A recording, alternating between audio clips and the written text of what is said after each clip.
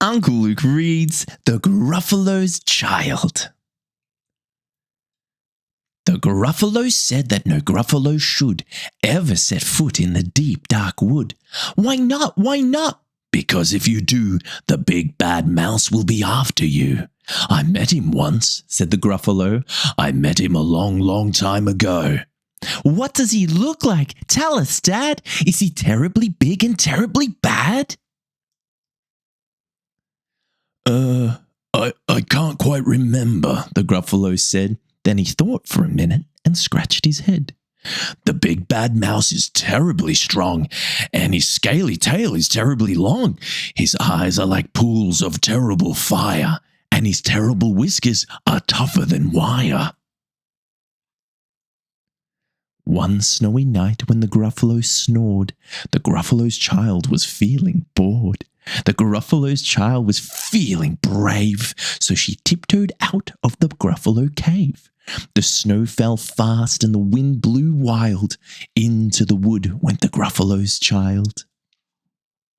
Aha! Oh-ho! A trail in the snow! Whose is this trail and where does it go?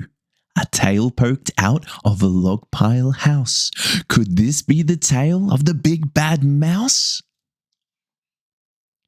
Out slid the creature. His eyes were small, and he didn't have whiskers, no, none at all. You're not the mouse. Not I, said the snake. He's down by the lake, eating Gruffalo cake. The snow fell fast, and the wind blew wild. I'm not scared, said the Gruffalo's child. Aha! Oh-ho! Marks in the snow. Whose are these claw marks? Where do they go? Two eyes gleamed out of a treetop house. Could these be the eyes of the big bad mouse? Down flew the creature. His tail was short, and he didn't have whiskers of any sort. You're not the mouse. To who? Not I. But he's somewhere nearby eating Gruffalo pie. The snow fell fast and the wind blew wild. I'm not scared, said the Gruffalo's child. Aha!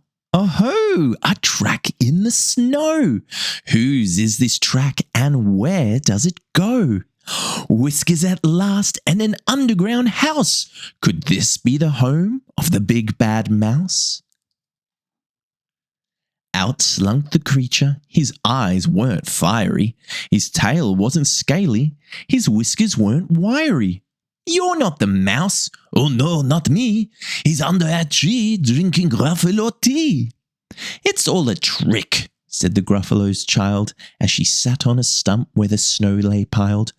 I don't believe in the big bad mouse. But here comes a little one out of his house. Not big, not bad, but a mouse at least. You'll taste good as a midnight feast.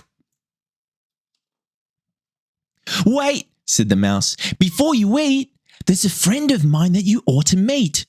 If you'll let me hop onto a hazel twig, I'll beckon my friend so bad and big. The Gruffalo's child unclenched her fist. The big bad mouse, so he does exist. The mouse hopped into the hazel tree. He beckoned and said, just wait and see. Out came the moon. It was bright and round. A terrible shadow fell onto the ground. Who is this creature so big, bad and strong? His tail and his whiskers are terribly long.